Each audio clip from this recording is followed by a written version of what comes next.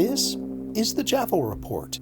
Hello there, I am your Canadian West Coast boomer settler with a relatable explanation of the difference between psychological egoism and ethical egoism.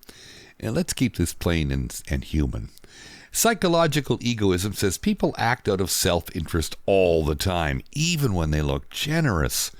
Ethical egoism says people should act in their own self-interest because that is the morally right thing to do. One is a claim about what we do, the other is a claim about what we ought to do.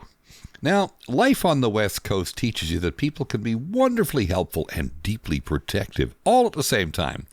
The neighbor shovels your walk, and maybe it is kindness, or maybe they want you to like them, or maybe they just don't want to hear you complaining about the sidewalk ever again.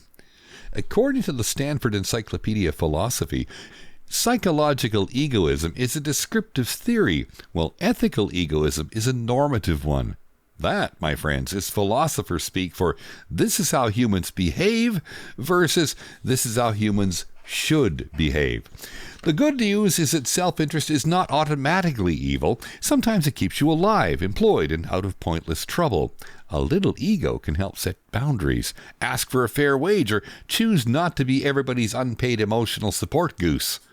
Ethical egoism can even remind people that self-respect matters. The bad news?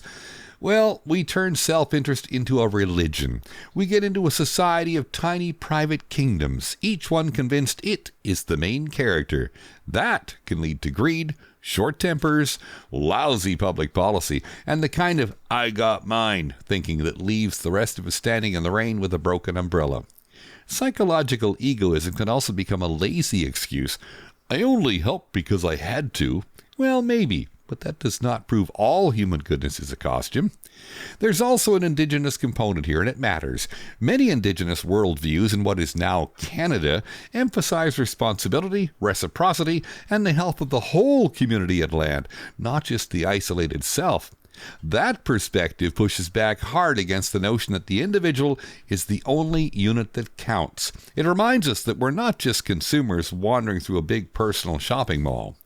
Then comes AI, marching in like a very efficient intern with no sleep and too much confidence. Rapidly improving AI can amplify egoism if it is used to hyper-personalize manipulation, maximize clicks, or nudge people into selfish habits.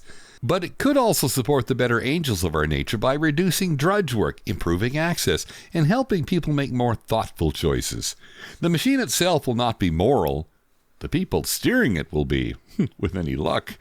As reported by the Organization for Economic Cooperation and Development, aka the OECD, that's a group of 38 countries of which Canada is one of the founding members, they believe that AI systems can create both benefits and risks depending on governance and use. I appreciate you taking 5 minutes with this boomer settler. That's my 2 bits worth. If you enjoyed it, please like, subscribe, and check out the merch coming soon. Who am I, you ask? Just another friendly observer. Call me JAFO. The JAFO Report.ca. The JAFO Report is downloadable from wherever you get your podcasts from. That's the JAFO Report.ca. There was a time I kept putting off guided meditation until a heart attack in my 60s changed that. Now I record simple, effective guided meditations to help slow you down when your mind won't.